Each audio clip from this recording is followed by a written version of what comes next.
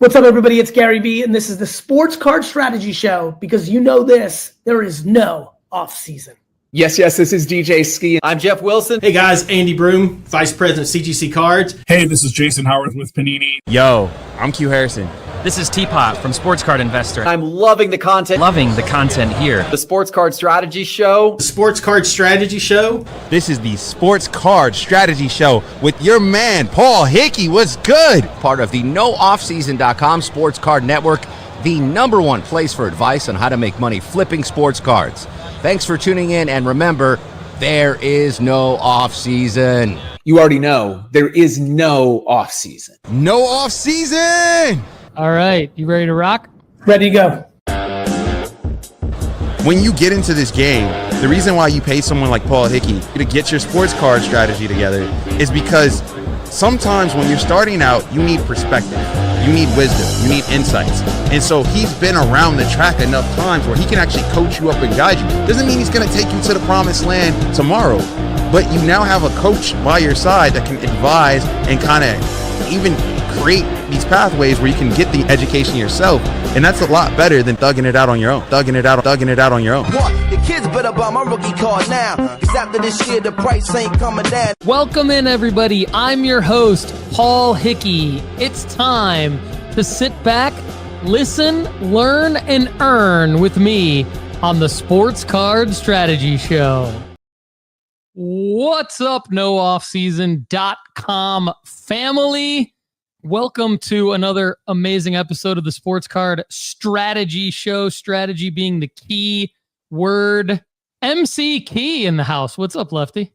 MC Key, baby. I always forget about that until you bring it up. I'm having a great day, man. My 33rd birthday today, Paul. Happy birthday, Lefty. Today. Yeah, it's an awesome day, man. I'm having a good one. Happy Irvin Magic Johnson birthday at Michigan State. He wore number 33 for the green and white. Lefty's 33. That's what I was thinking about all day, actually. Magic Johnson and Michigan State. Well, your Irvin Magic Johnson 33 jersey is not in the mail yet. A lot of live chat love for Lefty. Andrew McDade, Jessica Kimberlin, Terry Anderson, and Richard Villarreal all with us already at the beginning of the show saying happy birthday, Lefty. Let's bring the birthday love for Lefty McKee. I feel like a horrible friend because I did not know it was your birthday today until you just told me that. But dude, after like 20, it's just a day. It's a cool day, but it's still just a day. So I'm not one of those guys. Celebrate yourself. You have to go. You have to know who I am to love me. Not me. No. You're not one of those guys, that's for sure. But we all love you. Lefty, on today's show, we're going to talk about how to manage your sports card bankroll. We're going to talk about how you can be a guest host on this podcast, podcast. A couple industry news items. Topps.com is changing to Fanatics ONE. So if you've had a Topps.com account, which many of you should have, if you've listened to the show before, we've talked about a lot of Topps Now plays, so you probably have a Topps.com account. That'll be changing to a Fanatics ONE account. So a little nugget there that we'll talk about. How many total Cooper Flagg NBA Draft Night cards did we buy, and what's the play from PaniniAmerica.net? For those of you that are premium members at NoOffseason.com, you probably already consumed last week's premium pod where we talked about that because those cards went on sale as we were recording it. And Lefty, we're going to talk about why our Shadur Sanders red out of 10 draft night cards were an L. We got some other L's and W's. And there is no offseason in political podcasts. You know, I do not follow politics at all. But someone who is a big name in politics follows us, and he gave us a shout out on his show. So we're going to play that in a second. That was pretty cool. But listen up, Lefty. Wouldn't it be even cooler to spend like $300 in a year and then make $10K profit in that year? Wouldn't that be cool? That's what I'm talking about. I mean, we're doing that, bro. That's basically what we're doing, brother. That's what we're doing. And that's what we're helping all of our premium members do at NoOffseason.com. Join NoOffseason.com now. Get our tried and true strategies and tools to help you mitigate mistakes and risk and maximize wins and profit, baby. Use the promo code NOOFFSEASON to save 20% now. Okay, so Lefty, I know you're probably like, what did Paul just say about politics? Yeah, I was caught off guard by that. I don't follow. Yeah, I know. Here's the deal. A good friend of the show, Arrowwood Cards and Hobby. You might notice that name because Arrowwood is a loyal live chatter, right? Uh-huh. Well, I was checking my X account, which I don't really do. I'm just guilty of basically posting on X to promote no off season. I don't really like engage with people like you're supposed to on social media. I'm one of those marketers that just spams everybody. So I'm posting to promote the show, but I actually do see that Arrowwood's Cards and Hobby has tweeted at me, and it's this guy who I've heard of. I've heard this name before, not only when I'm watching Election Night, a guy by the name of Chuck Todd, and the Chuck Toddcast is not only one of our loyal listeners, but he's one of our premium members at nooffseason.com. And Arrowwoods tweeted this at me. Lefty, check this out real quick. We're never going to talk politics on this show, so don't worry about this. But this is pretty cool. Elections, Mr. Gonzalez, good to see you. Great to see you. Yeah, there's no off year, Chuck. I am going to start to ban the term off year. There is no off year. Well, it's funny you say that. One of my guilty pleasure podcasts is a sports card podcast called "There Is No Off Season." It's the same mindset, and I think that's there you go, Lefty. That's so cool. Mentioned on the Chuck Toddcast. Shout out Chuck Todd. We love you. Thanks for being a supporter.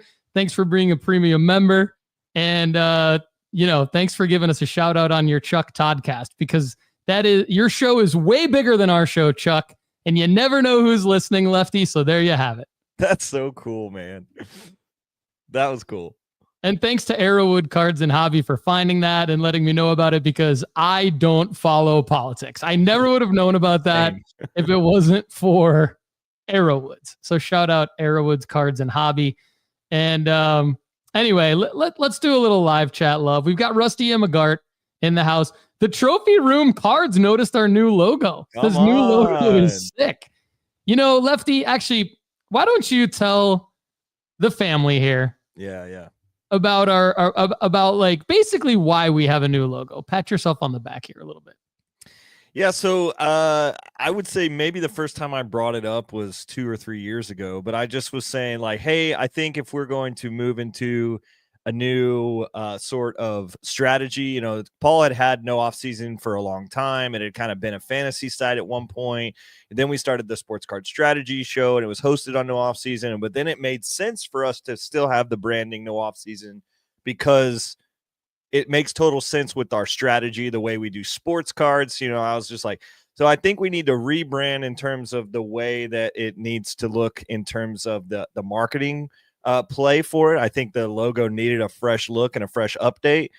And I've been telling Paul that for a couple of years, and he's like, bro, that's just on the back burner. Like, we've got so many other pressing things in front of us that are like now associated. And he was just like, yeah, I agree with you, but we need to get to that later. And then in the hotel room at Fanatics Fest, I just like pulled up Chat GPT, and I was like, dude, look, you don't need to pay a designer. We can start here. And there was some concepts that we honestly both thought were pretty cool. And so I think that was eye-opening for both of us of how we could get the ball rolling that way. Not that that's the finished product, but still that's how it like got our brains moving that direction. And here we are. Yeah, and this may not be the finished product either, but thanks for the feedback, Trophy Room Cards. And just full disclosure, all I did was I have a Canva Pro account. So many of you who are in the business world have probably used Canva. It's phenomenal for just designing anything, really. And so I just went in and I used Canva AI, and I just like probably for about a half an hour, 45 minutes, just had fun looking through logos, giving it feedback. It's not as good as Chat GPT in terms of how it listens to you and gets back to you from an AI standpoint, but it's a better design tool than Chat GPT, obviously. So like the designs that came out of it were better. And this was basically in my top 3. So I just ran with it. So if you go to nooffseason.com now, you'll see kind of the new color scheme, the new logo up there, and I've put it here on the show. So anyway, thanks for calling that out. We'll get into some more details about some of our new features at nooffseason.com later in the show. Lefty, one thing that just caught my eye that I figured we'd talk about in the opening here. Not sure how big of a deal this is going to be or how it will necessarily help us make money flipping sports cards, but because we've been making, honestly, like I've made more money, and I'm going to report on this next week. Next week's show is going to be a full breakdown of how I've done so far this year, buying my 5 athletes, and then my 2, we've called them hall passes on this show, Cooper Flagg and Shadur Sanders draft night. And so I will say, without even needing to do a huge analysis, by far the biggest profit margins, not only this year, but also in past years, have been the Panini Instant and Topps Now print-on-demand cards, getting them graded and selling them in auctions when I get them back. I mean, that has been from the Caitlin Clark draft night card to even some of the lower dollar Cooper Flagg, Bowman U Now stuff. I mean, it's been far and away, even the weird Panini Instant like game day cards from like Caleb Williams, Bo Nix from the preseason and stuff that we ran the pre-sales for last year. I mean, that has been the biggest profit margin far and away, year over year, month over month, play after play. And so I think that like this Topps.com announcement isn't a big one, but it's a utility announcement, right? Because we utilize our Topps.com accounts often, whether it's redeeming member points to get discounts on the Topps Now plays, or whether it's just to buy into the Topps Now plays. And so we saw an email, dear Topps customer, we're upgrading the way you sign into Topps. Soon your Topps account will transition to a Fanatics ONE account, a unified identity and login system used across the broader Fanatics ecosystem. So this upgrade also means you'll be able to use the same login credentials across other Fanatics sites and apps that support Fanatics ONE, giving you a more seamless experience across platforms. I will say, as a web developer, this is not easy to do. Like it's not easy to, like for a company like Fanatics to come in, acquire PWCC, rebrand it Fanatics Collect, create their own platform, Fanatics Live, right? Competing with Whatnot, buying Topps, right? So it's been a phase. Like we saw Nat Turner at PSA improve the online ecosystem, like far and above what it used to be, right? You and I have talked about that. If our friends at CGC could do any version of what PSA has done, like with their app or like with their reveal or with their online integration with the vault, like those kinds of things. And obviously there's the eBay partnership that PSA has. So PSA has done it. I've expected Fanatics to be able to do it at some point because they obviously have, tens of billions of dollars behind them and huge teams with a lot of talent. So it'll be interesting to see. I mean, this feels like the beginning to me because it's been siloed off, right? Like you got to log into your Fanatics Collect account. That's different than your Fanatics Live. Honestly, as good as Fanatics Fest was, I was not impressed with like the app they had for the event. They wanted you to download the Fanatics app. And then within the Fanatics app, there was like this window into like a browser version within the Fanatics app of the event information for Fanatics Fest. That was weird. It didn't really work that well, in my opinion. They had the EQL system, which is a third-party system where we bought our Travis Scott and our other releases and stuff online. Now they're saying, hey, Topps.com's going away. Now it's going to be Fanatics ONE. Okay, so Lefty, it feels to me like Fanatics ONE is now going to be the thing that takes over Fanatics Live login, Fanatics Collect login. I mean, I'm just guessing. What does this feel like to you? I mean, it feels like what I originally thought would happen when Fanatics bought Topps. I thought they would do a total rebrand, and I mean, it makes sense since I have business experience. You know that things roll out in segments, especially for a company this big. For them to roll out a little bit later, you know, like for all this to kind of take time. I like it. I'm a little nervous because it's taking something that I've loved for so long and putting a new brand on it. You know what I'm saying? Like I've gone to Topps.com for like my whole life. Feels like, you know, like there have been times when I was a kid when I would go to Topps.com to see what cards were looking like and stuff. So, I mean, maybe Topps.com isn't going away, but I think the login, you know, who knows what it'll be, right? Like you go to Topps.com and then when you click my account or you click login, now you're going to be Fanatics ONE. I mean, those are the little details that we don't know, and I don't know how much that matters, but I feel like do you think at some level going to be good where we could just log into one thing and then have access to all of Fanatics stuff, you know? Yeah. Do you think someday, now this is a speculation question, but do you think someday Topps becomes a brand that is Fanatics like Bowman is to Topps right now? Like, do you think we'll eventually have like Fanatics Chrome firsts and then Topps Finest or Topps Chrome will be a subset of Fanatics cards? Yeah, similar to the way that like Don Russ and Score have become Panini releases. Panini brands, yeah. Right. Yes, I think, and that's actually what, I mean, this is just a hot take. And this is what I thought would happen back when I think the announcement first came out in like late 2021 or early 2022, if I'm not mistaken, that this happened, where Fanatics was getting the licensing from Panini, and it's still not 2026 yet. It's almost 2026 where this is, you know, supposedly Panini's not going to be able to print licensed NBA and NFL cards anymore. We'll see. But once Fanatics has those licenses, I would expect to see like some different, like how Panini created Prism back in 2012 when they got the licensing. I would expect Fanatics to create their own flagship releases. That, you know, who knows what they'll be named. And then I would expect some sort of organizational release calendar system where they would say, okay, yeah, Topps is, you know, we've acquired Topps, and from a baseball standpoint, an F1 standpoint, they've done X, Y, Z, and we've done some things with the Bowman brand with collegiate sports and all that.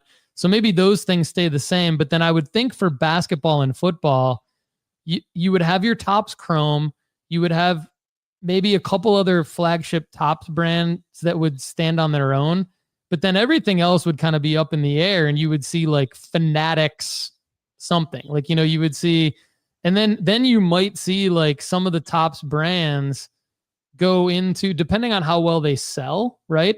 Did they go into, like you said, did they become Fanatics Finest or something like that? Like if Topps Finest isn't really doing well, is it Finest, but it's within like a different Fanatics release?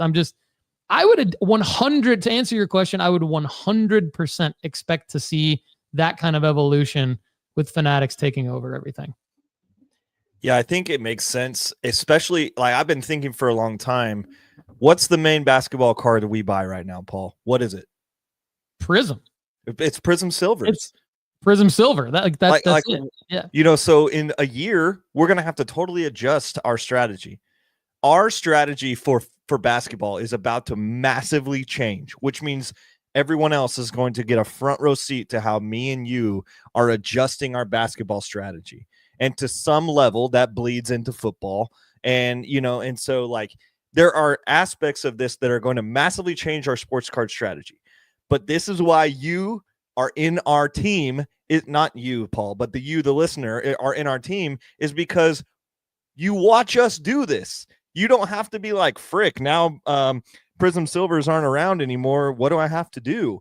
You have some insight from us on how we are doing the hard work and doing the studying and doing the evaluation and doing the number crunching and XYZ and working hard to make sure that we are still having a strategy component that is applicable and also replicable into the hands, or the ears, I guess, of the people that are listening to this podcast. But I suspect that there will be a Fanatics Silver or something like that. Something like that. It may be like a Topps Chrome refractor. Like, if I had to guess, the new Prism Silver would be like a Topps Chrome refractor, but a Topps Chrome refractor might not, like, the market will have to tell us that, right? Yeah. So the market might not like the Topps Chrome refractor as much as they liked the Prism Silver. And you're right, there might be something else that they like more that hits that sweet spot.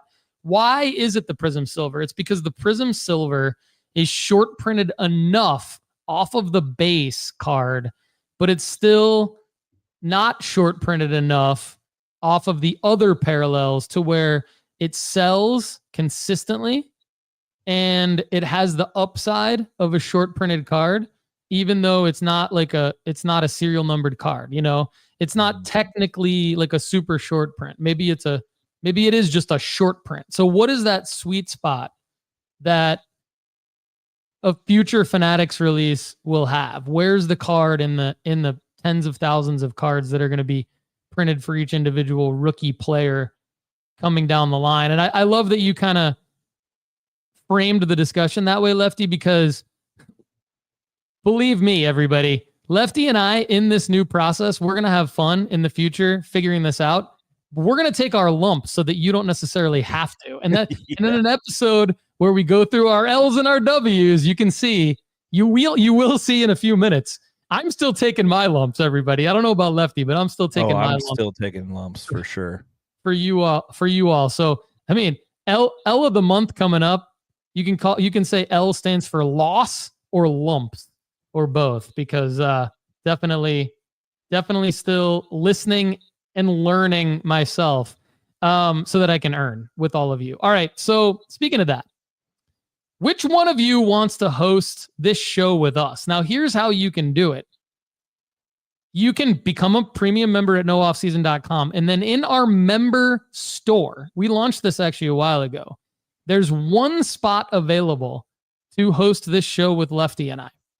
Now, one of our premium members already redeemed his member points, and we have a call with him later this week, Lefty. We have a call with our guy, George, to plan out the episode that George is going to host with us in August. So we already have a date on the calendar for George to be our co-host. He's a premium member at nooffseason.com.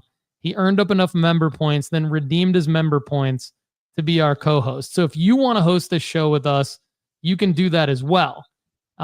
And while I'm promoting ourselves shamelessly, I'm going to say a couple other things. Number one, wouldn't there be nice if there were a tool where you could just upload pictures of a card, maybe center the images using a centering tool, and then submit that to us for us to tell you what it would grade or what it would be worth in the future? We have that. Go premium at nooffseason.com now. Use the promo code NOOFFSEASON to save 20%. It's our card analyzer and predictor tool. Lefty, nooffseason.com is also your number one place for finding the top sports card auctions.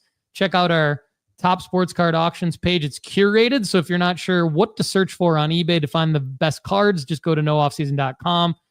And if you're confused by grading your cards with the grading companies, grade with us. Premium members, you can send us your cards. We do the hard part and save you money. We track your gem rate for you. Now, Lefty, one of the other things we talked about in New York, in addition to the logo and the branding, was we talked about the data, right? Because you know I'm a data guy. I've brought a lot of data to the sports card industry through this show and through nooffseason.com. So have you. And you said to me, hey, Paul, I want to challenge you. I want to challenge you to look at the data and tell us the features that people are using the most at nooffseason.com. So I took a little look yesterday. I'll share some info with you right now before we get into play of the month. What do you think the number one feature that premium members use is? Over the last, I looked at just the last month because we've launched so many new things. It'd be unfair to the newer features if I looked at like year to date or something like that. So just in the last month, what do you think the number one feature is that premium members are using at nooffseason.com? Oh man, at one point I would have said rankings, but I think the card analyzer and predictor tool has to be probably, that's going to be my pick, but I'm going to say because it's like the first screen, like it has to be that one, and how effective it is. I would say both of those two things would say the card analyzer and predictor tool, or just like the sold, we've called it that, but what I use it for is sold listing charting. Yeah. For those of you that don't know, it's like, it's the first thing it does is it gives you the sold data of the card that you searched for. So there's a lot of different things you can use it for. Lefty, you're pretty close. Rankings was number 1. So your gut feeling was right on that. And then the card analyzer and predictor tool was number 2. There you go. So you're close, but you had them just in the opposite order. Yeah. I was surprised though, because I would have thought that the card analyzer and predictor tool would have been number 1 also. And rankings is still kind of whooping it. And I think maybe it's because I don't know. Maybe it's because the rankings are just like simpler to use. Basically the rankings is like a cheat sheet. Now the card analyzer and predictor tool does way more than the rankings does. So it has its own, like, I agree with you. It's like, it probably should be number 1. It'll be interesting to see as we continue to make these improvements, what continues to be used the most. But people are still listening to our premium pod. Don't worry about that. That's still in the mix. All right, Lefty. I was now, really worried. Yeah, I know you were. I know you were super worried. You were sweating it. Okay, play of the month. You want to go first? No, I feel like my play of the month is in we have the some same sort play of of the month process to yours, so I want to hear yours first. We might have the same play of the month here, which is good because also we have the trophy room cards. Yeah, it's kind of like, it's like their play of the month as well. So the trophy room card says, I'm buying just 1 Cooper Flagg grenade. Do you suggest grading with PSA? Typically I don't answer questions on this show. I say go to the premium pod, go to nooffseason.com/ask, and we'll answer them on the premium pod. But this is a simple one, and it's right exactly in line with my play of the month. I bought 2 Cooper Flagg NBA Draft Night Panini Instant grenades, 2 grenades. So total, just over $200. They're about just over $100 each, it includes your shipping and your taxes and everything. So 50 total Cooper Flagg cards. I'm going to grade all of them. I was about to say I'm going to grade all of them at PSA. I probably will grade some with CGC because I really love the look of the pristine 10 gold label CGC slabs. They are sick, and I think they'll actually sell pretty well, and I'll get them back quicker. So I think there's 2 main reasons why I'm going to split them up and probably send. I think I'm going to go 20 to CGC and 30 to PSA, most likely. I can get 20 back quicker from CGC, hopefully get the pristine 10 gold label. And if not the gold label, I'll still get the gem mint 10, hopefully. And I think these will do really well. These, I was unable to get any of the short printed cards. Lefty, you can talk a little bit about that because you were kind of following that. The short printed cards, they didn't have any autos, obviously, because he's Fanatics exclusive, but they did sell out right away. And I'm excited about this. I mean, I'm excited about, I got 3 jigglers on the way from Topps. I've got 2 grenades on the way from Panini. I believe anyone making this play will profit immensely. And it'll be interesting to see what the PSA 10s sell for. I mean, we've seen, if we use the Caitlin Clark draft night as our example here, I think that would be our ceiling because those sold for like 100 out of the gate, and I was ecstatic. And then they started selling for like 150, and then they started selling for almost 300, some of them, which was ridiculous. Yeah, that was wild. I don't know that they'll get there, Lefty. Going on there, what do you think?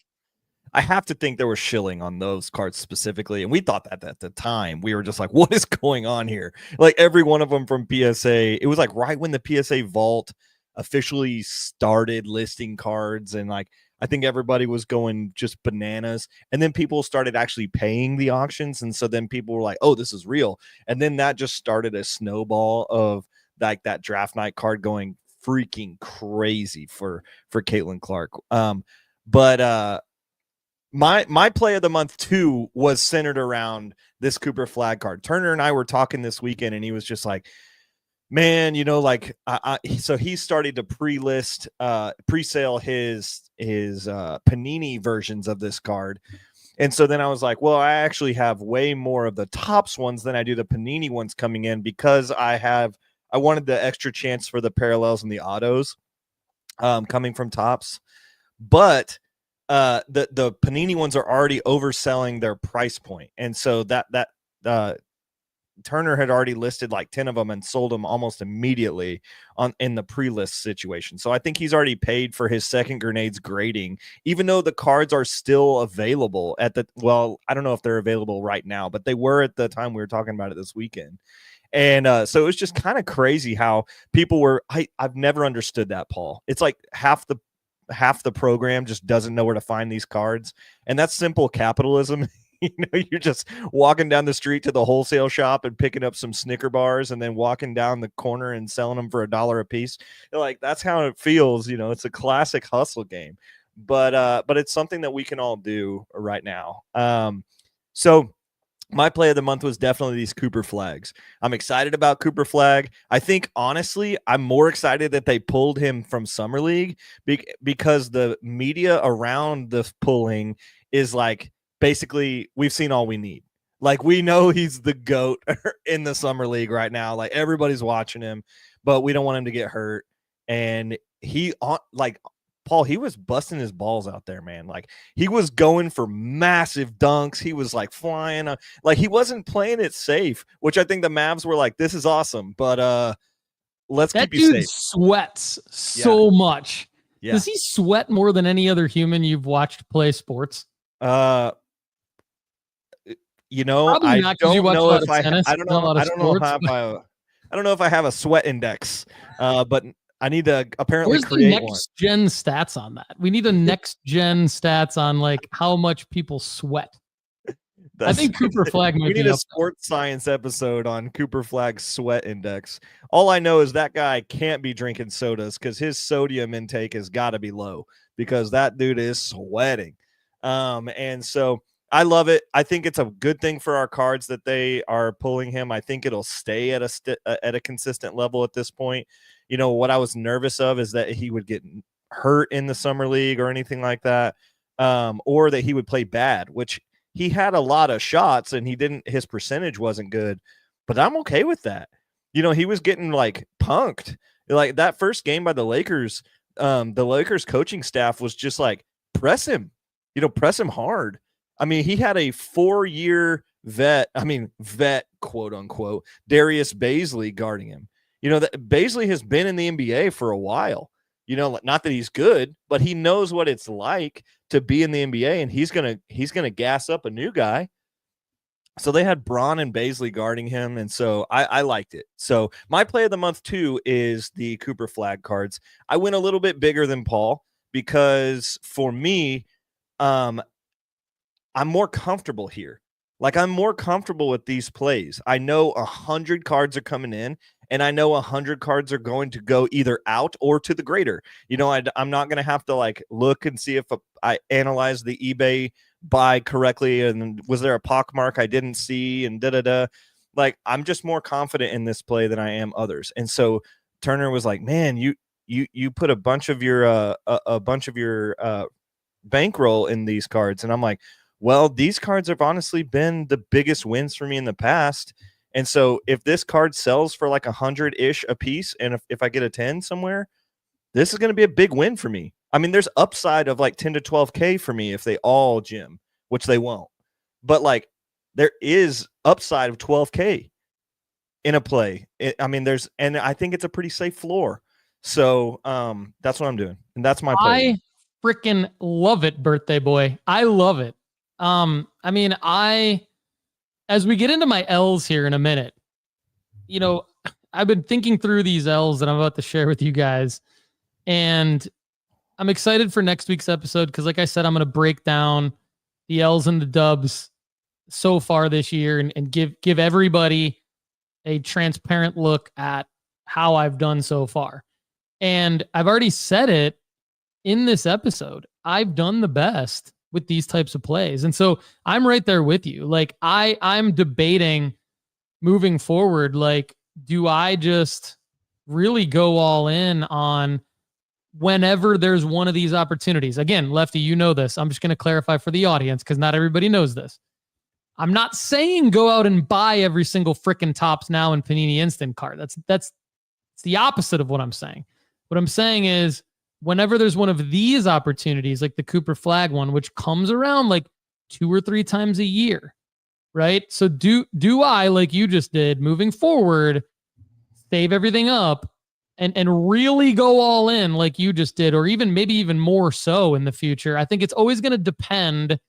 What does the draft class look like, right? What is the draft class for the NBA that year, for the NFL that year? And we know the ecosystem's about to change. So this could be different, right? We talked about Fanatics ONE coming into the mix.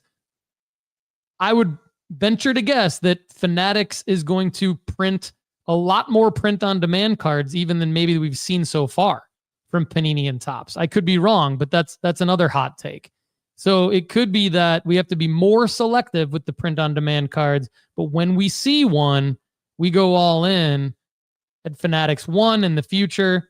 I think Panini might still have a few throughout this year, but that's going to go away, right? Because that's going to be something else. That's going to be like college stuff or other sports.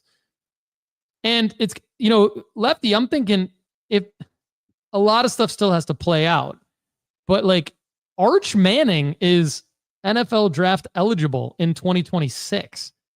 I mean, if he goes in and lights the world on fire at Texas and enters the NFL draft and is a first round draft pick, how much money would I spend on an Arch Manning draft night, either jigglers or grenades? Like, I mean, that would be a ridiculous amount of money that I'd be spending on that stuff. Yeah, I think this might be the last one that is an absolute nuke for me. And let me tell you, or maybe that's not the case, but the situation that you just brought up, I think I would want to wait until the first look card for Arch, because this year we got kind of murdered on the Cam. I mean, I'm sure you're about to talk about it, but the Shedeur did not go like we wanted it to go. So maybe that's a good transition to our next point. Yeah, it is. You're right. I mean, and again, I think it's important you said that because it's not going to always come around. Like there might be years when these opportunities don't come around. It has to be the right player. It has to be the right card for the right player at the right time. And to your point, for football, maybe it's the RPS first look. For basketball, maybe it still is the draft night. What's going to be interesting is this could all change when Fanatics ONE starts making these releases. Okay, so if you like the content on this show and want more, go premium at nooffseason.com now to get unlimited advice answered on our premium podcast for members called the Premium Pod. Go premium at nooffseason.com. Use the promo code NOOFFSEASON to save 20%. Okay, I'm going to go through some of my L's and then we'll talk about the Shadur Sanders draft night out of 10 red L. And why that specifically is an L and why maybe some of the other draft night might not be an L. We'll break that down. But first, I want to talk about a couple other L's that I've had, unfortunately. So I bought a Michael Jordan 1995 Warp Speed. This is a Topps Stadium Club card. I bought it in a BGS 8.5 for $300 all in on February 25th. My play was going to be to crack it out and try to get a PSA 8 or 8.5 or 9, and it would have done better than the BGS 8.5. So I thought this was a no-brainer. Now, this is going to be a lesson for everybody. I'm not trying to throw anybody under the bus, but Mr. Minty sent me we became good friends last year, and Mr. Minty sent me his kit. He has a kit, and there's different things in the kit. And I don't want to say the wrong thing because I don't want anybody to be offended if I say the wrong thing in terms of what these supplies are. But there's a spray, there's some brushes, there's some wipes, things like that. It's all very innocent, by the way. And there's there's a 10 times magnifier. Like it's a very cool kit. Like Mr. Minty does a great job, right? But I've used his kit on several kinds of cards before, and I'd never had an issue. In fact, I've had success using his kit, his spray, and his brushes, wiping the autographs off of the back of some of the Bowman. If you remember, Lefty, like the Bowman releases for football last year, Drake May's autograph, for example, it's like the Topps representatives like stacked them on top of each other. So I remember like Drake May's autographs in his North Carolina uniform on his Bowman Chrome Firsts had Sharpie on the back of them. Well, you could use Mr. Minty's stuff to get that Sharpie off, which was great. And there was nothing wrong with that from like a PSA perspective, right? So anyway, I used this, and I'm going to say user error here. I'm not going to say anything against Mr. Minty. So please, everybody, it was Paul Hickey's user error L on this. On this Warp Speed card, apparently, the front of this card has a different coating on it from 1995 than some of the cards that are more ultra modern, like the Drake May. Okay, so I used the card spray on this card, and after I used the spray and the brush on this card, I noticed like this big mark on the front of it, and I was like, oh no. Well, I submitted it to PSA, and it got like a 6. So it went from a BGS 8.5 to a PSA 6. So PSA graded it. They didn't say, oh, this was cleaned, or there's something wrong with this, or altered, or whatever. So PSA graded it 6. I was like, crap. Cracked it out, sent it to Beckett, thinking maybe it gets the 8.5, right? It got an authentic altered grade from Beckett. So they slabbed it, but it got an authentic altered grade. So now I'm in a situation where I'm auctioning off this Michael Jordan Beckett authentic altered, which used to be a BGS 8.5 and a PSA 6. So this is a lesson for everybody. I want everybody to learn the lesson through my L's. This crack and submit stuff does you dirty sometimes, you know?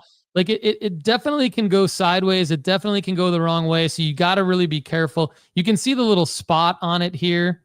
For those of you that are wondering, that's the little spot that showed up. And so that is why, that's why PSA graded it a 6. That's why Beckett says it's altered. You can see people still want it. The good news is people still want it. So it's an L from the standpoint of I paid $300 for this. It might not be an L from a dollars and cents standpoint because people still want this card. There's 22 bids on it, 4.5 days left. It's at $105. So it might not be the end of the world for me, but I wanted to share it as an L on the show because it sucks. Like you don't want to start with the BGS 8.5, get a PSA 6, and then have an authentic altered. So, I mean, if I can get it back above $300, it'll be okay. But obviously, I'm trying to make money, and I'm trying to help everybody make money and not just lose 20%, 30% on these. Every play that I make 20% or 30%, I feel good. But then I make a play like this and I might lose 20%, 30%. And it just kind of, it brings me back down again. It's like the Seinfeld episode where everything evens itself out. And I'm not trying to play the game where everything evens itself out. I'm trying to play the game where we're making money, but it doesn't always work. Now, my other L, Lefty, we'll talk about this real quick. The Shadur Sanders draft night. So Lefty and I each bought on the premium pod several months ago a red out of 10 Shadur Sanders draft night. They were $300 each. Okay. The interesting thing about this card, I'm just going to say I sold mine this week for $92. I tried to sell it at Fanatics Fest. Nobody wanted it. So I said, okay, I got to auction it. I'm going to auction it now. I'll explain why. And it sold for $92. So so another L, 300 to 92, right? That sucks. It happens. Here's why I think that the base cards, the grenade cards that I got graded at CGC might not be an L, but why this one was an L, and I kind of knew it. I think that this one was an L because Panini launched it before the draft. So in order to get this card, you had to buy it the day of the draft. And we fell for it. I fell for it, right? In hindsight, I never would have done this. Never would have done this play because, I was overexcited and I was overconfident that Shadur Sanders would be a first round draft pick. I thought he might go number 2 to New York. I thought worst case, he would go in the 20s to Pittsburgh. I mean, I was like, I'm on the record as saying all of this. So he still might be a good pro quarterback. He still might start somewhere. He could start somewhere this year. I think whenever he gets named a starter, that all of his cards could go up. I just think the draft night one, because it was $300, and in order to get it, we had to buy it before the draft started. I shot myself in the foot because there's no going back after that. I could have passed on the grenades, but I went in on the grenades. I bought one grenade, right? So I didn't overdo the grenades because of the information I had on where he was drafted in the 5th round, 144 overall. Because the average cost per card on the grenade is still only $5. That's probably not going to be a loss because if he plays well in the preseason, if he gets traded, if he's named the starter in Cleveland, if any of those things happen, I should be able to make a little bit of money on the grenade of graded cards. There was no way I was ever going to get my $300 back after buying into this red out of 10 and then him falling into the 5th round. And the other reason why, everybody, because you might be asking, well, why do you still think you can get your money back for the grenade of cards or even make money off of them, but lose on the red out of 10 was inevitable? It's because more and more Shadur Sanders cards kept coming out after that. The RPS first look came out after that. So it was like there was nothing that was going to make this red out of 10 go back up in value because I bought in too high. I bought in from the manufacturer in a short printed release. You had to get them right there. It was like, I'm not blaming Panini. I'm blaming myself. Should Panini have done that? I don't think so. Even better yet, should I have done that? No way. There's no way I should have ever bought or recommended that anybody buy any short printed expensive card like that, not knowing where the player was going to be drafted later. That was dumb. So I wanted to talk about that, and like multiple mistakes made still. That's what I love about this, Lefty. I don't hate these mistakes. I love these mistakes. I love these L's because I'm learning from them, and I'm learning not only, it's not like I'm never going to do this again. It's like when I do this again, I'm going to do it differently. And when I don't do it again, I'm going to put my money somewhere smarter. So that's what I have to say about my L's. Take it away, Lefty McKee. Yeah, I'll start with the Shedeur cards as well. I briefly mentioned this earlier about how our first look or our draft night Panini cards just haven't been doing what we thought they would do. Our RPS did fantastic. I sold out of all my raw cards that I was reselling. The rest of them are at CGC right now. I think I'm going to do well with all those cards. But the draft night or Panini Instant NFL DNA 7 and NFL DNA 1 and 2, which was the Travis Hunter card, didn't quite do what we expected them to do. Now, I'm going to take it a step further, and I'm going to talk about my out of 10 in a second. But my cards that I've gotten back graded from SGC, I sent a good portion of my Panini Jigglers to SGC instead of CGC, which was what Paul did. And on my Cam Wards, I sent 5 specifically to SGC and the rest to PSA for a long-term play. I'm a little bit worried about that at this point because SGC On the 5 Cam Ward cards, I got 4 9s and an 8-5 on the SGC from the Cam Ward Panini instant plays. So that sucks in itself that I didn't get any gem mints. But then on the Shadur Sanders, where I sent 5 in, I got all 9 5s, which still isn't any gem mints, but 9 5s are at least going to sell for an okay amount of money. And I do still believe that he will make an impact on this Browns team this year. So, or at least have some sort of media value because of the way that he's going to play in the preseason. He's going to get a shot, and there's no way in heck that Shadur Sanders doesn't beat out small hands Kenny. Like, there's just no freaking way. The only thing that I have is potentially Joe Flacco could start, but then you have Shadur Sanders probably coming off the bench. I think if you put me in a hard spot right now and say week 1, what's the quarterback situation in Cleveland? I would say Joe Flacco, and then I would say Kenny Pickett's probably theoretically QB2, and then I would think that Shedeur is QB3 on the sidelines. And I think it's a very quick QB3. I think they probably have Kenny Pickett there just as a placeholder. And then I think Dylan Gabriel is going to make his way out of town probably. So, but that's kind of how that goes. Actually, and even the play in general with this SGC grading is I sent in 26 different cards. Only one of them got a 10. One of them. So everything that I sent in was 9-5 basically. So I sent in some stuff like I sent in a Donruss Optic Joe Burrow hollow that I had been sitting on. I found a pockmark on it, and so I sent it to SGC instead of PSA.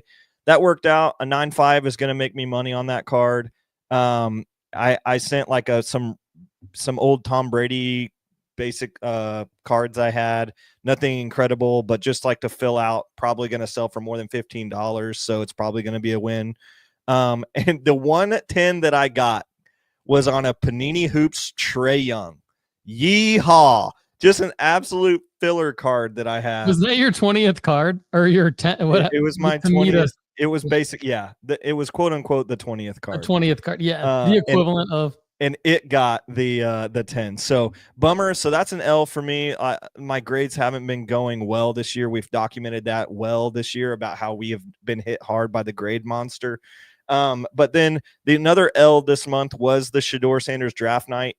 The out of 10, we both bid on it. We both thought it was going to be awesome, and it did not work. I listed it for $650 online thinking because I got the jersey number card, and I was like, dang, this is going to go quick. Not even anybody interested. Nobody.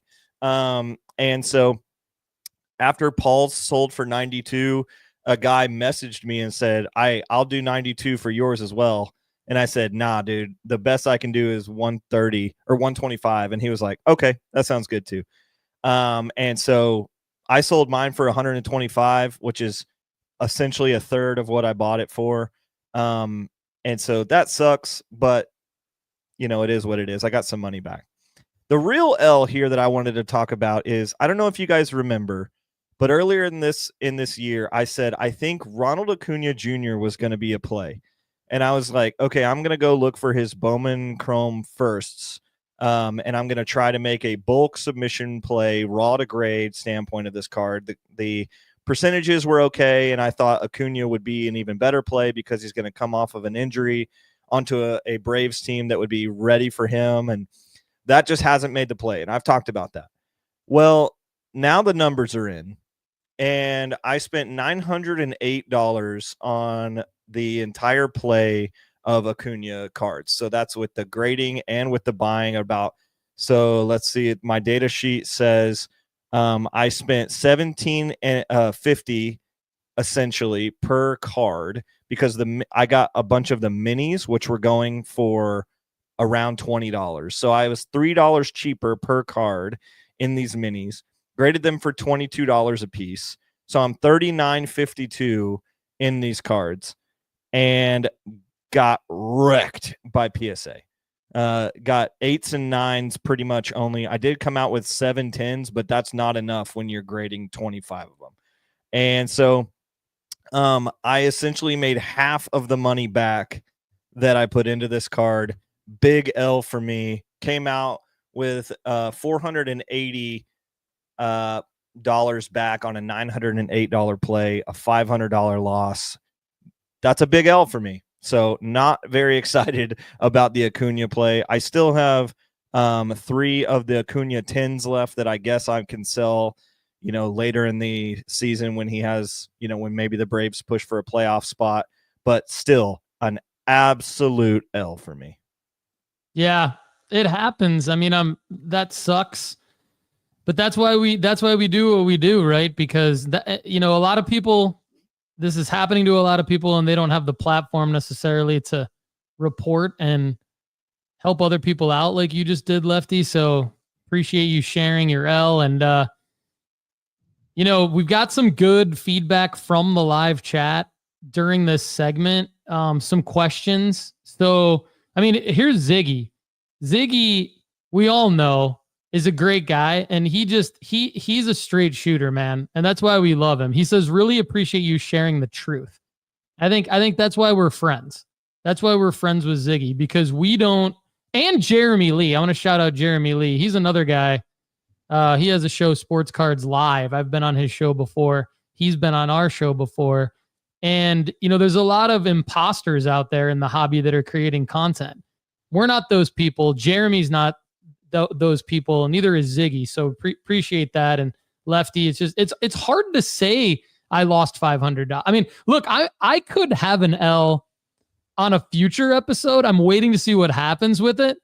It could be an L that's 4 times as big as the L that you just shared. I don't think it will be, but stay tuned, everybody. It's when we do what we do, we're making enough money. Like I said at the beginning of the show, pay $300 to make $10,000. Like that's what will happen if you pay the $300. I'm not trying to be Eric Michael or anybody like that, right? We've done this. We're not asking for any money, but if you do join nooffseason.com, you pay the equivalent of $300 a year. You follow what we do, you will make $10,000. So some of you might be listening to the show for the first time going, oh man, how do these guys do it? Losing $100, losing $200, losing $500. That's the L of the week segment, right? L's happen. That's why we do the L of the week or L of the month, whatever we call it. So thank you for sharing. All right. Now we've got some other good stuff in the live chat here. Lefty mentioned a lot of his grading plays in this past segment. One grading play that I made that's related to what I said, but I've said it on an earlier episode, so I didn't clarify it just now. But in case you missed the earlier episode, I graded all of my Shadur Sanders draft night cards with CGC, all 25 of them. I got much better grades than what Lefty reported back from, he had SGC, he had others included in that submission. So it's not apples to apples, but I got like 4 pristine 10 gold labels. I think at least 7 or 8 10s. I think the lowest grade I got 1.8, 1.9, and the rest 9.5s. So my grenade of Panini Instant Draft Night card Shadur Sanders at CGC actually did really well. So if Shadur Sanders does actually make some noise in the preseason, I think this answers Andrew McDade's question. This is why I brought this up. Are you still planning on selling these draft night cards right now or holding some back? Right now on July 14th is a horrible time to sell these. Yeah. I think a month from now in auctions, when Shedeur is getting looks in the preseason, that's when I think I'm going to auction off the rest of them, because what Lefty said, if he goes into week 1 as the QB3, that's not great. Yeah. So and when he does, he could be the starter by week 4, but I don't know that the draft night cards would be the ones to go up at that point, which is why I'm going to likely list mine, Andrew, and everybody else wondering, probably in August during the preseason. Derek Hagan has an update for us on the Cooper Flagg Tops Now draft night. PSA 10 pre-sales are selling for as low as 90. That's disappointing. However, it's not bad, because when you have a card, I think it all depends on what does the Cooper Flagg hype look like when we get these cards back. And card in hand, I think, beats pre-sale. I mean, we'll see on that, but I think card in hand is going to beat pre-sale on that. I mean, it does suck that there's comps now for that, but I don't think it's apples to apples. I mean, I hope I'm right. We could be wrong on that. Sports cards selling, buying, and funny stories has dropped a super chat, which means they've paid us $5, a $5 tip in the YouTube super chat. So I got to shout this out. Thank you. Love the show, you guys. Been listening for a while when I walk the dog. I made bank off my Bo Nix plays last year. Thank you. The backs of my Sanders instance this year were randomly off-centered. So paying you back a little from my Bo Nix plays last year. Appreciate the show. We appreciate you, sports cards selling, buying, and funny stories. Thanks so much for being part of the NoOffseason.com fam. We appreciate it. Fadunani Abby says Lefty's the GOAT. Paul and Lefty just offered over comps for all 3 of my cards on eBay. Your thoughts on this? I've got to answer that kind of stuff on the premium pod because we got to get more details from you. So definitely give us some more details. Go to nooffseason.com/ask and we will definitely help you out. And we appreciate it. Are you ready to start grading your cards? CGC Cards is the perfect place to slab your favorite sports cards. From their crystal clear holders to their affordable pricing, CGC Cards is the perfect stop for your grading needs. Go to cgccards.com to start grading today. Obviously, we grade. I mean, I grade with PSA, CGC, Beckett.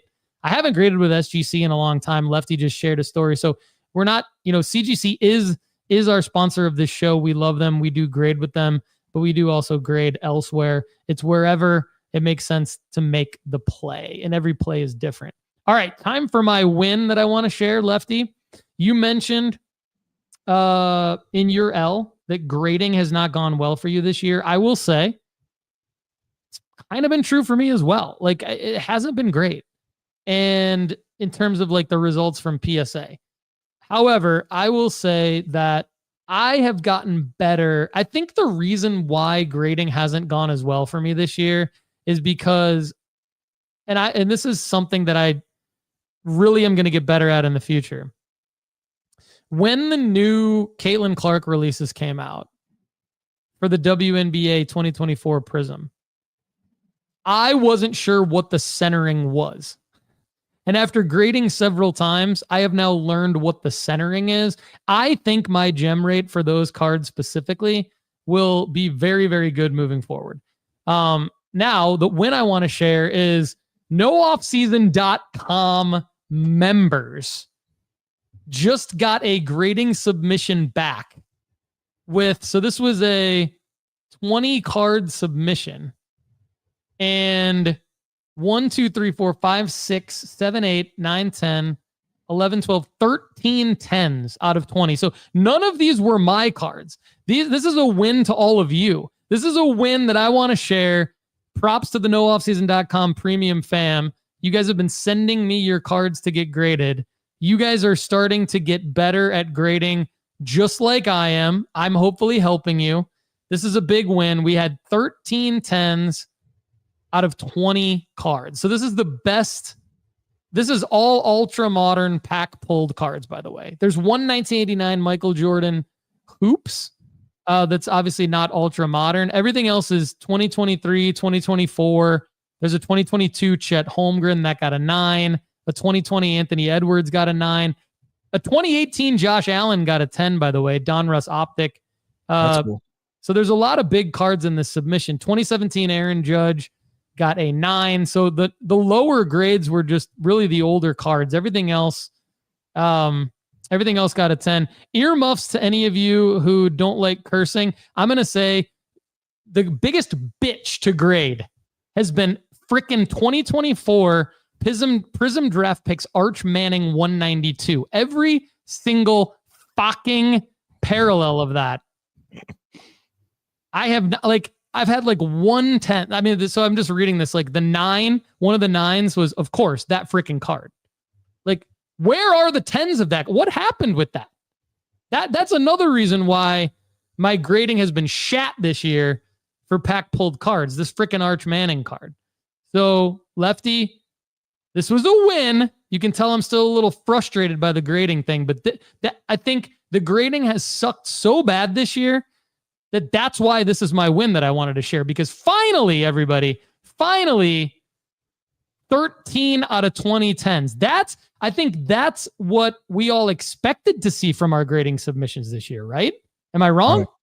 No, that's what we want. It just hasn't played out like that. And I think, a multitude of things. We've had good grading seasons in the past, and we'll have more grading seasons that are great in the future. But right now it's a little bit of a lull. We're in a little bit of a slump in terms of and where our average is and balls put in play here from the grading standpoint. So my win of the month also is a card that we've been talking about quite a bit, that I have referenced a lot in the past. The reason and why I like doing the Tops Now play specifically is every once in a while there comes a little redemption card with it.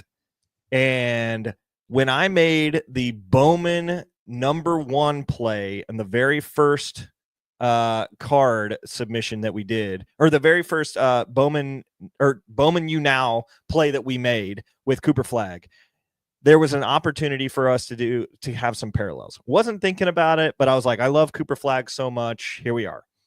I ended up getting, as you guys know, an out of 25 shoe relic from his very first game at Duke. The little blurb on the back of the card says, the relic contained in this card was game worn by Cooper Flagg on 11/4/24, i.e. the first Duke game. I ended up getting that card in. It actually did come to me, unlike my Jaden Daniels out of 49 autograph that I'm still waiting on. Tops. But the Cooper Flagg Bowman You Now relic came in. I sent it to PSA. Unfortunately, it got a PSA 9, but the raw of that sold for over $1,000 recently. And so not only did the Cooper Flagg 1 play be the biggest win that I've had in 2025 so far, but it adds that this card was a free grab for me because of the jigglers and because they're randomly inserted. And I will definitely clear the $59.99 grading fee that I paid because of this card being what it is. So the auction hasn't started yet, but the auction will start at $1,099 on PSA, and it starts tomorrow. So I will keep you guys updated, but I would assume that because the raw card sold for that much value, the PSA 9 should sell for a little bit more than that because it's an out of 25, but we'll see. And I will remain to keep you informed, but I expect this card to be at least $1,000 profit for me. Booyah, there it is. $1,000 is more than 500. Your L was 500 and your win is 1,000. Yeah. So there it That'll is. work. It comes full circle. We win more than we lose. And that's the name of the game. All right, everybody. Remember, nooffseason.com is the only place on the planet with sports card rankings. This is true. Updated in real time, sorted by the ROI percentage you're likely to make in the future. Now, when you click on each card in our rankings, this is an improvement, Lefty. It takes you to the auctions ending soonest for that card. So if there are no auctions for that card, it might show you some other auctions for similar cards. That just means there are no auctions for that card. There are a lot of cards that are available in our sports card rankings. So go check out the target cost, make your bid at the target cost. And from a raw to grade standpoint, that's what I'm doing most of. Coming out of the win, I'm going to have more to report next week. That's why I kind of saved my individual wins. But I will say this is kind of an interesting one. A win for me was a raw to grade 145 Prism WNBA Caitlin Clark. So this is the one, ball on the finger, not the 22 pooping. And I sold it a few months ago. I got a PSA 10, so raw to grade PSA 10, there's already a win.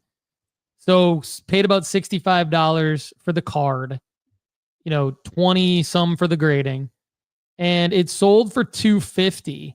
So it went through the eBay authenticity guarantee, And for whatever weird reason, there was something in the listing, perhaps a drop down was checked wrong or something, because the authenticity guarantee folks at eBay caught it and said, your item is authentic, but there's a minor issue with it.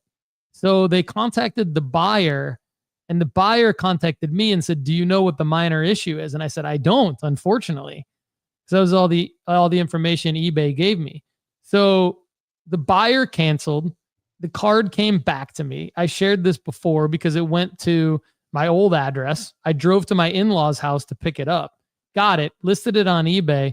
It sold for $300. So it sold for $50 more than what it sold for before. So that's another win. Okay. Now, Lefty, Sports Card School tip of the month. This is going to be a pre-recorded video that I'm pulling from Sports Card School. Stick with us because I think it's a good one. Lefty, if you have to bounce, I totally understand.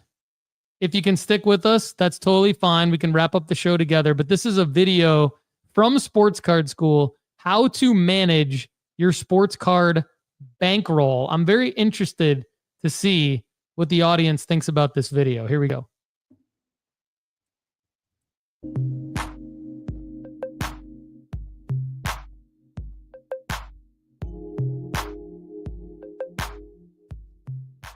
Sports Card School. What's up, everybody? How to manage your sports card bankroll. What is bankroll management? Well, quite simply, it's managing the actual cash you have to buy sports cards. This is also referred to as cash flow management. And it may seem as simple as, well, I have $500 to buy sports cards, so I can spend $500 until I sell more cards. I think there's more to it than that. And you're going to find out about all the moving pieces of bankroll management. Let's start with some top bankroll management principles, okay? And when we look at bankroll management, we also kind of want to define it as the supply of money for a business, right? So we're talking about running your sports card business like it's its own separate entity from the rest of your personal life and everything else that you buy. It's important to keep your sports card bankroll separate and not funded by your personal money, okay? So there's a few different ways to get there. We're going to talk about those ways. So number one, set up a separate bank account for your sports card flipping budget. It's super easy to jump right in and start buying cards, but we highly recommend and encourage that you do not do that. Take a breath, set up a separate checking account to monitor your progress flipping cards. This will help you truly evaluate how you're doing. And then keep half of your total flipping budget in cash at all times. This may seem like us just trying to be conservative, but it's way more than that. Once you start buying cards, there are other fees that immediately follow. Grading is the most common one. Let's say you have a $500 total budget to get started. If you want to grade cards at PSA, that's fine, but you're going to spend a minimum of $300 on a bulk value grading submission just for the grading fees. So you'd either have to buy raw cards that cost less than $10 each and get them graded at around $19 a card, or buy one card and have it graded for $75 so that you have some cash left. If you go the first route, you'll be waiting 3 months before you get your cards back to sell them. That's 3 months that you're out of the game and unable to make plays unless you hold back about half of your budget to stay in the game. Another reason to keep half your total flipping budget in cash at all times and not tie it up in cards is because sometimes your selling markers don't pan out. A player might get injured, not perform the way you expected, or their team might end up getting sent home early from the playoffs. The good thing about sports cards is that you can hold for another future marker, but the downside is that your cash is being tied up longer in that particular card. Okay. Another one is don't supplement your flipping budget with your other funds. It's so tempting to break all these principles and simply keep buying cards with other funds from your other accounts, but it's a slippery slope. You don't want to miss out on opportunities to make plays, but it's a hard hole to dig yourself out of once you start spending thousands of dollars without having a plan. This is why it's important to start with your original budget, keep half of it in cash at all times, and use the other half to make the profit you need to build your total spendable amount up so that you can either make more plays, bigger ones, or both. Now, this is a bankroll management strategy. It's also an overall sports card strategy that you hear us talk a lot about, and that is know your selling marker before you buy the card. This is something that should always happen. Never buy a card without knowing beyond a shadow of a doubt that you can not only sell it, but you have either an exact date or a general date range for when you're going to sell it and why you think it's going to rise in value to sell at that date. Start thinking this through now. Only buy desirable cards with your flipping budget. One of the most common things we run into are people who are so frustrated by their eBay listings not getting any views, watches, or action. Unfortunately, 9.9 times out of 10, that's because they have the wrong cards. A lot of people get these cards from buying into breaks when they first get into the hobby. Just sell all that stuff. Don't worry about it. Auction it off in 99-cent auctions as your starting bid and just build back up some of that bankroll. 9.9 times out of 10, it's because they have the wrong cards. Only buy proven, desirable cards that sell well, that are liquid, and have a high sales volume. Mainly because you'll know what value and profit to expect when your marker pans out. But also because you'll know the floor if it doesn't, or you'll need to sell early for some reason. If you need to sell early for some reason, you can get most of your money back. Buying cards that don't have a solid sales history or track record as desirable puts you in a position where you could suffer a massive loss and have your card or cards go nearly to zero, thus be stuck holding the bag. We don't want that to happen to you, obviously. So in terms of bankroll management, run your sports card bankroll like it's its own separate business. Set up a separate checking account. Contact your bank. You don't need a separate LLC to do this. Fund it once with whatever amount of money suits your current financial situation. My recommendation is that it's somewhere between $500 and $1,000 minimum to start, unless you regularly transact at card shows. Reason being, to make money regularly transacting online, more often than not, you need to buy raw and grade your cards. The minimum PSA bulk value submission fee, we mentioned it earlier, it's around $300. That's when they're running a special. But overall, it's around $550 all in just to grade 20 cards. When you use our formula-based sports card rankings, you can buy cards raw to grade or already graded, whatever you're comfortable with. Now, each time you sell a card, take 20 to 30% of the gross amount and put it right back into your separate checking account for your sports card bankroll management. This allows you to build up more bankroll to make larger plays eventually. It's essentially doubles as a savings account coming out of your sales. Each time you sell a card, take 20 to 30% of the gross amount and take it completely out of sports cards. So now you're 40 to 60% into your total gross profit at this point. So you're taking 20 to 30%, putting it in essentially the checking account that's doubling as a savings account. That's your bankroll. Then you're taking 20 to 30% out, completely out of sports cards. This is your true profit. This is important. This is your true profit. This is the real money that you keep from investing in sports cards. If you don't do this, then essentially you're never making any money flipping sports cards. This is actually one of the most important things. This is what we mean when we say fund things in your life. If you don't actually take money out of sports cards and do other things with it, like pay your bills, take your family out to dinner, or go on vacation, buy a car, then you risk never making any true profit. Now, keep 40 to 60% of the money you get back from your sales and reinvest it in the next best plays. So you're breaking up your pie to saving it, but in your sports card bankroll. This is like a rainy day fund. You're taking part of it and you're taking it completely out of sports cards, and you're taking the rest of it and you're continuing to reinvest it and make plays. This helps you keep the cash flow necessary to stay in the game. It's important to stay in the game because you always want to learn from all plays. Whether it's an L or a W, each play is a learning experience. Maybe you thought you did something correctly, aka you bought the right card for the right player at the right time. You went where they weren't, right? We talk about going where they ain't. You got a great deal, but you didn't execute the sale in the correct format. So despite you selling the card for more gross than what you paid for it, you're actually at a net loss due to the transaction fees. This actually happens quite a bit, especially to newcomers to flipping. All right. So those are the biggest bankroll management principles, how to manage your sports card bankroll. Now, let's talk about how often you should expect to profit. My experience is that you should expect to break even about 50% of the time. You should expect to lose about 20% of the time. But the 30% of the time that you profit should more than make up for the other 70%. Why? Well, our methodology gives you a chance to hit a home run each time you're at the plate, every single play. But even if it's not a home run, it should either be a base hit or at worst, a walk, sacrifice bunt, meaning we always mitigate risk so that your losses don't kill you. They're so small that you're always in the game. So even though we say you might be losing 20% of the time, you're really not losing as much as you're winning the 30% of the time. 3 examples of plays and how they work together. Say you bought 3 cards. 1 Jackson Holiday 2022 Bowman Draft First Prospect Base Auto PSA 9. You pay $450 all in. 1 Caleb Williams 2022 Bowman Chrome University First Prospect Base Auto PSA 10. You pay $450 all in. 1 Anthony Edwards 2020 Prism Silver PSA 10. You pay $500 all in. The Holiday sells for $520, but you only net $480 after fees. The Williams sells for $505, but you only net $455 after fees. The Edwards sells for $800, and you net $200 after fees. You've made 3 solid plays, all the right card for the right player at the right time. You spent $1,400 and made $110. Not a phenomenal ROI, but you're still in the game. Take 30 and put it away. Take $20 out of cards and put the rest back into immediate plays. Each time you do this, you'll learn what works and what doesn't. Each time, you'll get better at executing the play. So this is bankroll management. This is how to make plays, how to stay in the game, and get it done. Everybody, let's keep Sports Card School rolling. Thanks so much.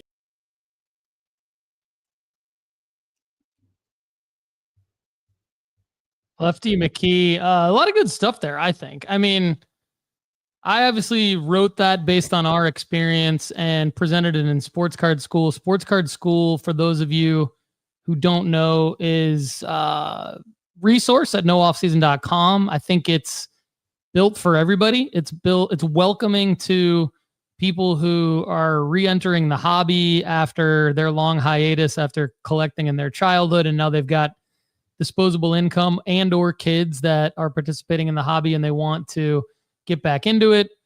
It's also good for like longtime hobbyists who never left the hobby, maybe want to be flipping a little bit more. It's also good for people who are like you and I, who have been flipping for a long time and just want to get better and want to learn more tactics and plays and ways to make money and ways to do things like the bankroll management. So to me, everything goes together. And I think that was one of my favorite lessons that I've published recently, because I think it just kind of, giving the examples of the Jackson Holiday, Caleb Williams, and Anthony Edwards, like those are actual examples from my bankroll management from the past. And, definitely kind of fits with today's episode. But what are your thoughts on just Sports Card School and your bankroll management thoughts overall?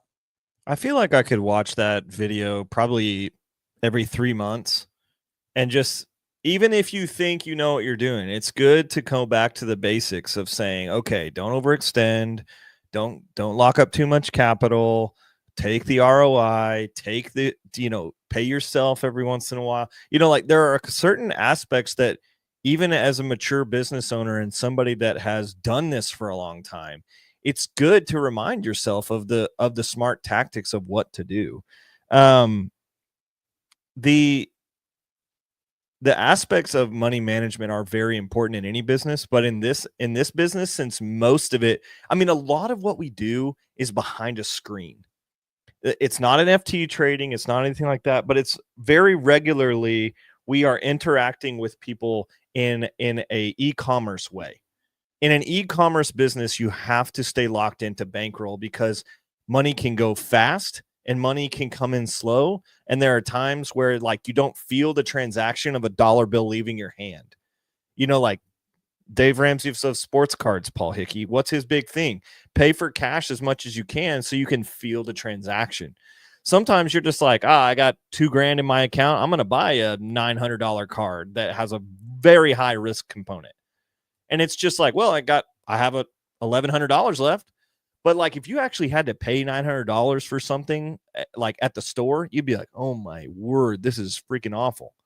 And so I think cash roll management or bankroll management is so important, and a way that sets the people from being successful to being or profitable to being super successful in sports cards.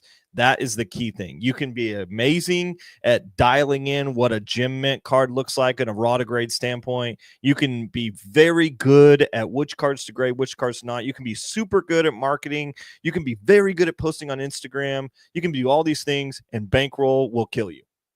Like, you can do all that well, and if you don't do your bankroll right, your business is underwater. And so I think it's one of the most important lessons that we have at Sports Card School. Yeah, well said. Well said. A few people I haven't shouted out yet in the live chat: George Scherer, Brian Bartunik. We've also got loyal members Michael Stock and Ryan Painter. Ryan Painter in the house. I think, Lefty, everything you just said, I totally agree with. One other thought is that, a lot of people that are members of nooffseason.com, have thousands of dollars a month in disposable income that they want to spend on sports cards. So the whole $300 a year to make 10,000 like can appeal to very much to those people, but also very much to people that don't have that. And there's a lot of people grinding that want to get their lives to that point, that the $10,000 a year that they would make through No Off Seasons program would be like, very important to their well-being. And then, you've got the other people who I think have, probably $10,000 disposable income at any given time, right? So the extra 10,000 is like, maybe that's too small for them, or they think that's too small. And that's kind of where I want to go in the last 5 minutes here, because our experience in the hobby, you and I have both experienced this, where we've come across, let's call them high rollers, and they've made, and we're friends with these people. There's like nothing against them, but like a lot of them have made comments to us about, certain things being too small for them, right? Like the juice isn't worth the squeeze kind of stuff. And to me, you heard in the sports card school video where I was talking about take $20, it was $100 profit or something. And I said, take $20 here, $30 here, the rest here. Well, that's not that much money, but it's profit, right? It's profit. Like you are making money time and time again using our system. And what we're not doing is we're not trying to swing for the fences every single time.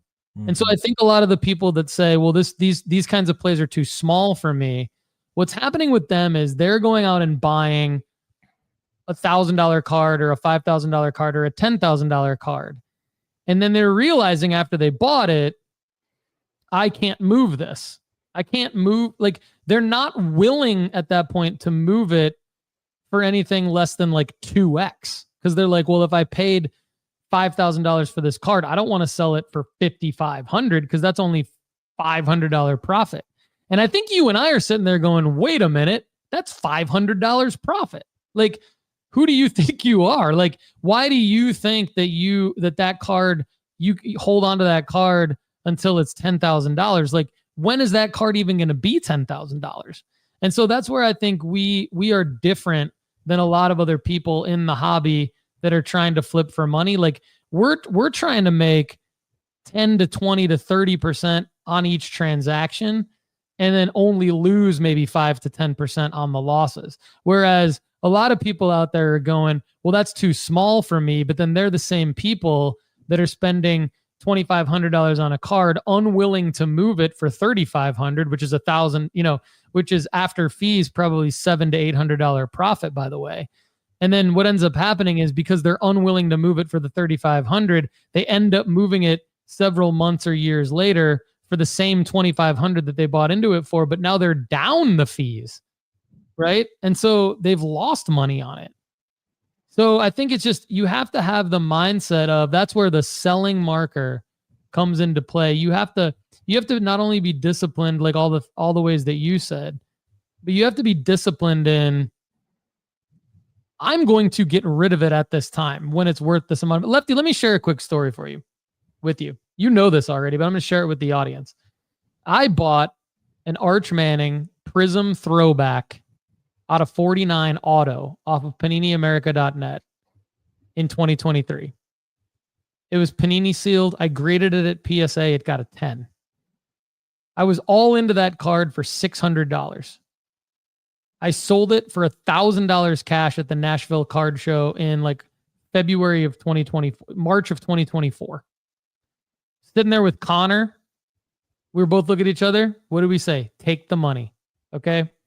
That same card sold for $5,000 in an eBay auction last week. Am I mad at myself? No, I'm not. Because that's the game I'm playing. And I know that that's a needle in a haystack. Like, I can't think of any other scenario where that's happened to me. Yeah. Like, and so if I would have held out on that card, yes, I would be up $4,000 more right now. Would that feel good? Absolutely. But in the meantime, have I been able to turn that 400 that I made into 4,000 and then some? Absolutely. because that's the game we're playing. And that was almost 2 years ago. So I think that can happen, and that's what people want to have happen. They want to be able to have the Arch Manning scenario happen to them. And I just gave an example of where it can happen. But like I said, that is literally the only time. And I've transacted tens of thousands of times in the last 5 years. So, I mean, to each his own, but tried and true. There's more at Sports Card School. Derek Hagan adds 500 and less are so much easier to move. That's where Lefty and I are right now. Yeah. MG, the game, 33 SCC chimes in at the very, very end here and says, loving the show. We love all of you. For Lefty, McKee, and everybody else at nooffseason.com. Have a great day, everybody. Thanks so much for being here with us on the Sports Card Strategy Show. If you enjoyed the content on today's show, there's plenty more waiting for you at nooffseason.com. Just go to nooffseason.com right now. You get our formula-based sports card rankings, sports card school, inventory tracker, the ability to grade with us, and the premium podcast where we answer an unlimited amount of your questions. Check it out right now at nooffseason.com. For everyone at nooffseason.com, I'm Paul Hickey. Thanks again for being here with us on the Sports Card Strategy Show. We'll see you again soon. Have a great day.